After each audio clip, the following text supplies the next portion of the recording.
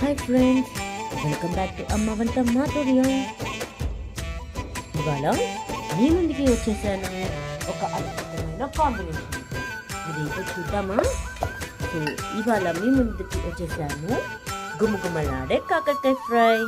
మీరు ఎంతమందికి కాకరకాయ ఫ్రై ఇష్టం ఉంది కమెంట్స్లో మెన్షన్ చేయండి. అండ్ పుదీనా టమాటా పచ్చడి. ఇది వచ్చేసరికి మెంతుకూర పప్పు. మెంతుకూర కళ్ళకి కూడా చాలా మంచిది అని చెప్తారు పెద్దవాళ్ళు. మీరు కూడా తప్పకుండా పప్పు చేసుకునేటప్పుడు మెంతుకూర వేసేసుకోండి. సో ఇది ఇవాళ అమ్మ వంట మాట నుంచి స్పెషల్.